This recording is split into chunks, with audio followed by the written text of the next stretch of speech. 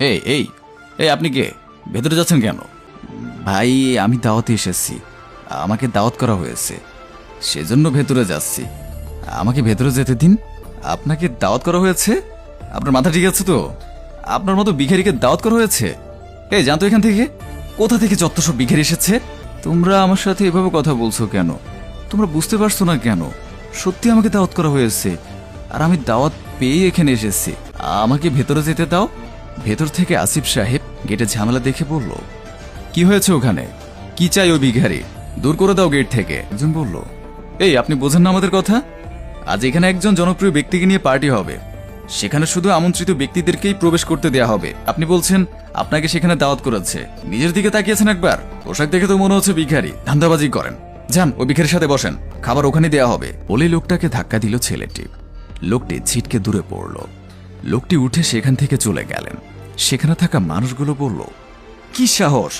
ভিখারি হয়ে বলে ওনাকে নাকি দাওয়াত করা হয়েছে। কোথা থেকে যে আসে এসব পাগল ছাগল? কিছুক্ষণ পর ভালো পোশাক পরিহিত একজন ভদ্রলোক আসলে তাকে সাদরে ভেতরে নিয়ে গেল গেটে থাকা মানুষগুলো। তিনি ভেতরে গেলে আসিফ সাহেব তাকে সম্মান জানিয়ে বসতে দিলেন, ওদের সাথে পরিচয় করিয়ে দিলেন। তারপর খাবার টেবিলে বসিয়ে অনেক যত্নে ভদ্রলোকটিকে খাবার দেয়া হচ্ছে। ভদ্রলোক খাবার নিয়ে তার পোশাকের পকেটে রাখছেন। এমন কাণ্ড দেখে সেখানে থাকা সবাই অবাক হলেন, ভদ্রলোকটির দিকে তাকিয়ে আছেন। আসিফ সাহেব অবাক হয়ে বললেন, স্যার এটা কি করছেন? খাবার কেন পকেটে নিচ্ছেন? ভদ্রলোকটি বললেন, আপনারা তো আমাকে খেতে দেননি, খেতে দিয়েছেন এই পোশাককে। আসিফ সাহেব বললেন, স্যার আপনি কি বলছেন বুঝতে পারলাম না। তিনি বললেন, কিছুক্ষণ আগেই তো আপনার এই ব্যক্তি আমাকে সম্মান করেননি, ভেতরে আসতে দেননি, ভিখারিদের সাথে বসতে বলেছিলেন।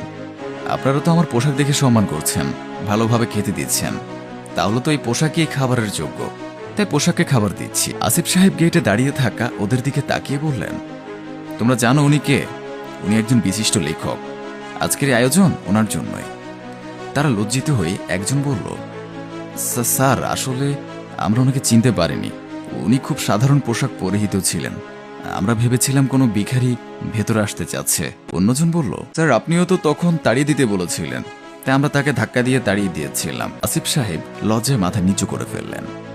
ভদ্রলোক খাবার রেখে দাঁড়িয়ে বললেন, কখনোই কারো পোশাক দেখে তাকে মূল্যায়ন করবেন না, পোশাক তো শরীরের আবরণ মাত্র, ব্যক্তি মানুষটাকে মূল্যায়ন করবেন। সবসময় সবাই তো ভালো পোশাক পরিধান নাও করতে পারে, তাই বলে কি সবাই তার সম্মান হারিয়ে ফেলবে? গেটে থাকা ওরা বলল, আমাদের ক্ষমা করবেন স্যার, আমরা ভুল করেছি। একটি কথা আছে, প্রচ্ছদ দেখে কখনো বইকে বিচার করবেন না। ঠিক তেমনি পোশাকে মানুষের পরিচয় হয় না, বাইরের পোশাকে মানুষকে মূল্যায়ন করা উচিত নয়।